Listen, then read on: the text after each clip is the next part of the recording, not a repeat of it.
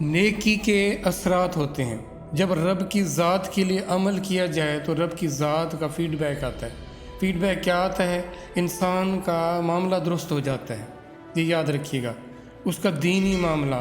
اب ہم تو صرف دنیا کے معاملے، کھانے پینے اور مختلف قسم کی اور چیزیں میسر ہوئیں نہ ہوئیں، مسائل کا شکار ہوئے، صحت میسر ہوئی نہ ہوئی، ہمارے ہاں یہ چیزیں میٹر کرتی ہیں۔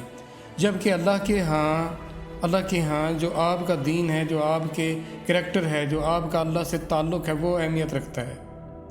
اگر وہ آپ اللہ سے تعلق بنائے ہوئے ہیں اور وہ درست نہ ہو، یہ نہیں ہو سکتا۔ وہ ٹھیک نہ ہو، یہ نہیں ہو سکتا۔ آپ کے اندر سے حرص، ہوس اور تکبر، دیکھیں چھوٹی چھوٹی ایسی چیزیں تو رہ جاتی ہیں انسان کے اندر، وہ مکمل تو اس سے آزاد نہیں ہوتا۔ یہ تو مسلسل ایک عمل ہے خود کو درست رکھنے کا۔ کچھ دیر درست ہو جاتا ہے، پھر اس پر دنیا کی جلگار یا اثرات آتے ہیں تو پھر وہ آئینہ دھندلا جاتا ہے۔ تو اس کو مسلسل اس کی نگہداشت میں رہنا چاہیے، اس کو ٹھیک کرتے رہنا چاہیے۔ یہ عمل آپ کو ٹھیک کرنے کے لیے ہیں۔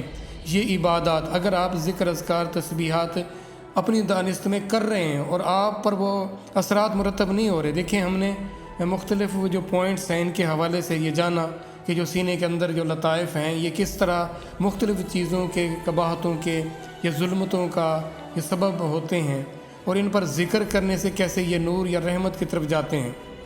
تو اگر اس کسی پوائنٹ پر دیکھیں، بعض دفعہ ہم اپنی طرف سے نہا دھو کر آ جاتے ہیں لیکن میل کچل رہ گیا ہوتا ہے، تو کوئی ہمیں نشاندہی کرتا ہے کہ دیکھو آپ پھر سے اس چیز کو دھوئیں، اس پر یہ داغ، یہ دھبا موجود ہے۔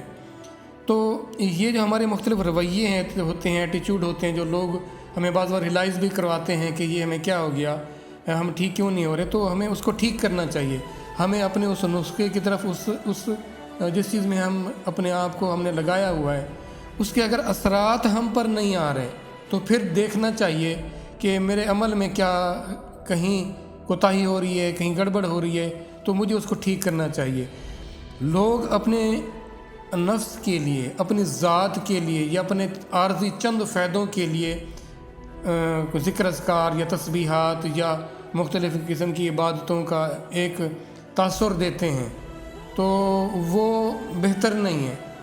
رب کی ذات کے لیے، رب کی رضا کے لیے جو عمل کیا جائے گا اور اس میں ریاکاری، دکھاوا، لوگوں سے واہ واہ، لوگوں سے اس کا صلہ چاہنا، اس کی تو پھر کوئی نوبت ہی نہیں آنی چاہیے۔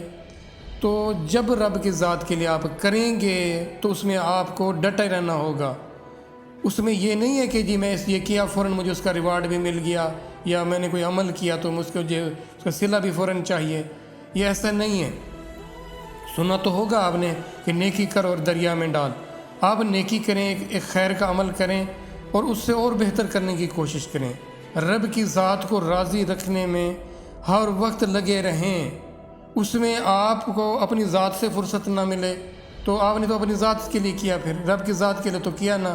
جب آپ کو اس کا رزلٹ چاہیے، فائدے چاہیے، یا آپ کو واہ واہ چاہیے، لوگوں میں اچھا مشہور ہونا آپ کو چاہیے، تو پھر یہ آپ اپنے نفس کے لیے کر رہے ہیں۔ اور جو رب کی ذات کے لیے نہیں کیا جائے گا، پھر جس کے لیے کیا جائے گا پھر اس کا صلہ بھی تو اسی سے بنتا ہے نا۔